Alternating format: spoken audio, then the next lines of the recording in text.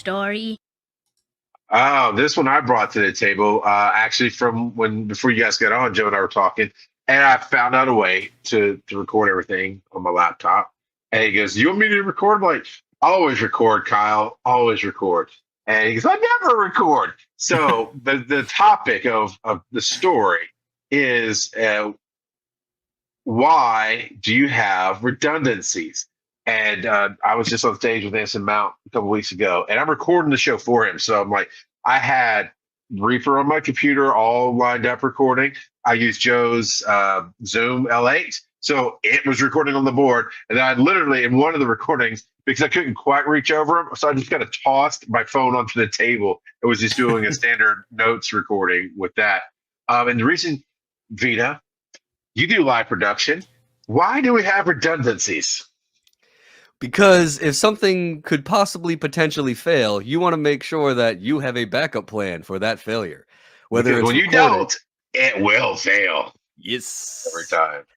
There's and the fun thing with live theater is sometimes the failure isn't necessarily on the technical side, and you have to figure out how to fix any potential issues that may happen. Tell us that story. Tell us that story. Where to start?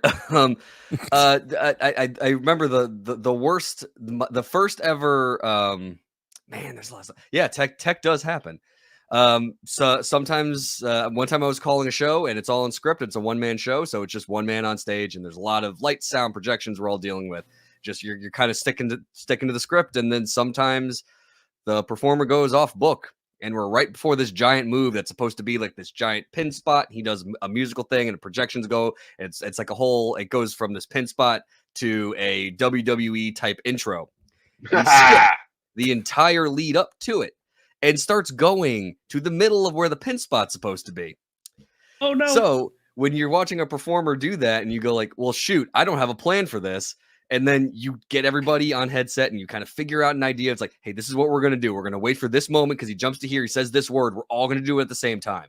It all went at the same time. He adapted to what was going on around him, and it worked out perfectly. Everyone in the audience didn't really notice what was going on, but that was a moment where it was just, sometimes it's like, I got the tech all settled in, but you went off book. And, you can't fault someone for accidentally going off book, especially when it's a one-man show. So that's always you absolutely can't fault them for that.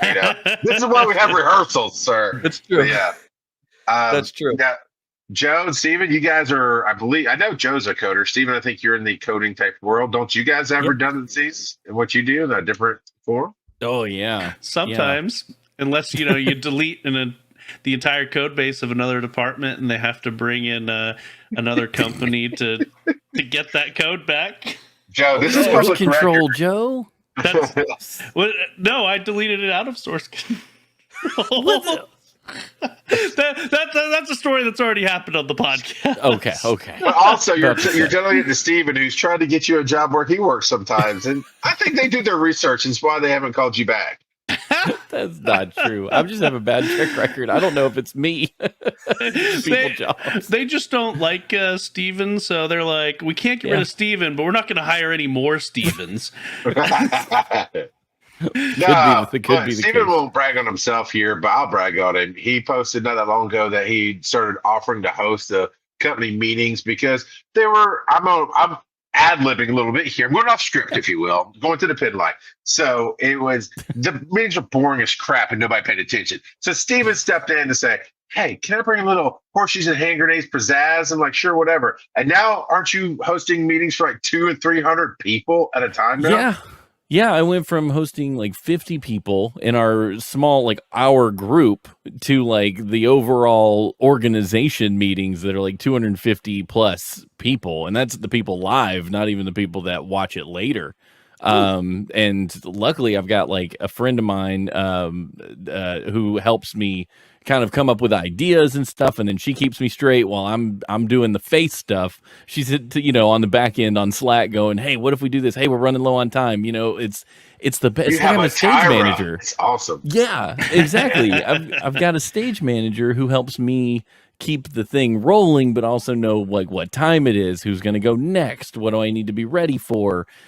We're all about no surprises. That's the rule, especially if you're in front of that many people. Like let's make it as flawless as we can. But yeah, We add music now. I play little stingers. I play the Price is Right music whenever I'm introducing somebody. Like, it's that kind of stuff. And I mean, they haven't told me to quit yet, so it seems to be going okay.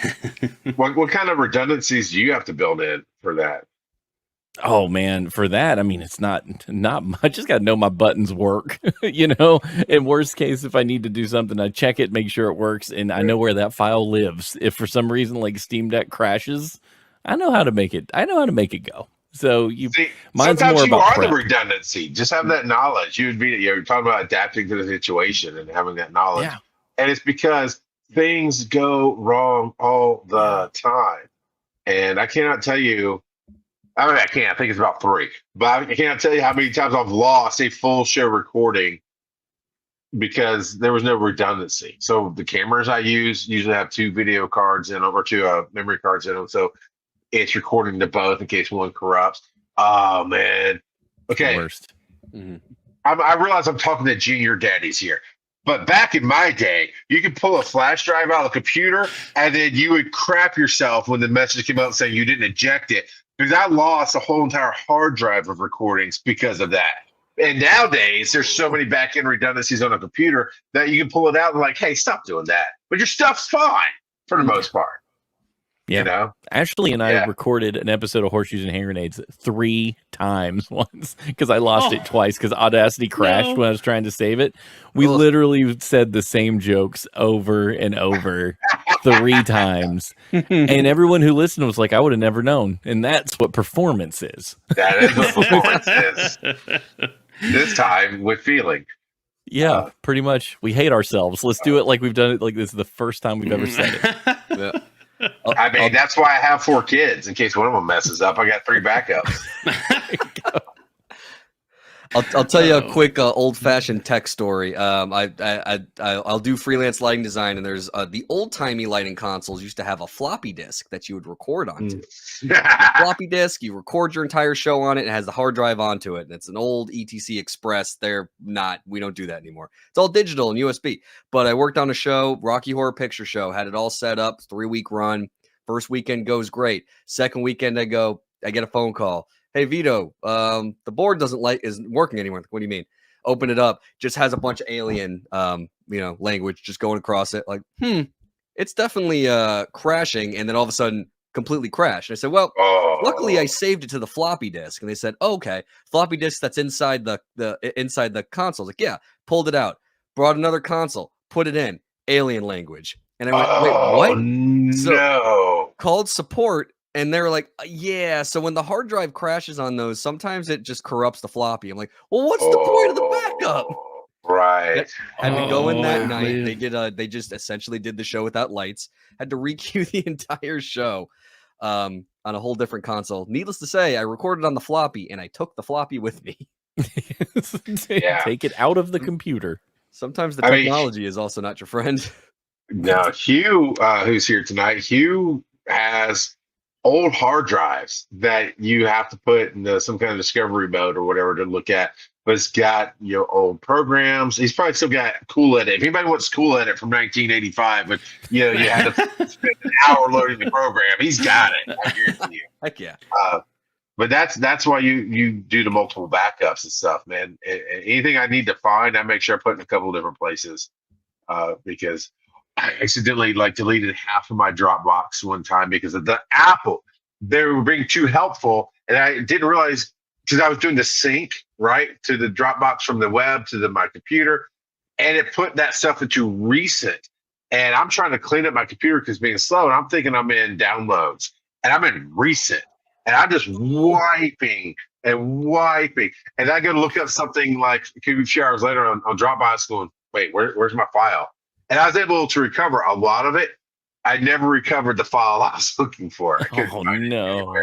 And Dropbox had a reversal redundancy. I was just still in the tech happens, man. And you just always have to have a backup if it's important to you. Yeah, and don't wait to learn that lesson the hard way. Everyone waits until they've lost something before they go, I should do backups. Mm-hmm. Be proactive and just go back up. And there's lots of online services for backups. There's cloud storage that keep your stuff safe. Cloud storage isn't necessarily a backup. That's just a remote place to keep your stuff. If you delete it from cloud storage, it doesn't mean you can get it back, like you experienced, Charles. Right. Yeah. So Right. backups and redundancy can be two different. Those are two different things. Keep that in mind. I have backups on Plenty of Fish. All right, thank you, Vito. Somebody found. All right, Jim, what are you nerding out Do about, people sir? still use Plenty of Fish? That was I one don't of the know. funny ones. I was trying to go. I was going through my mind of what dating app would be appropriate for the show that people would laugh at, but it's not super obvious. So, there you go.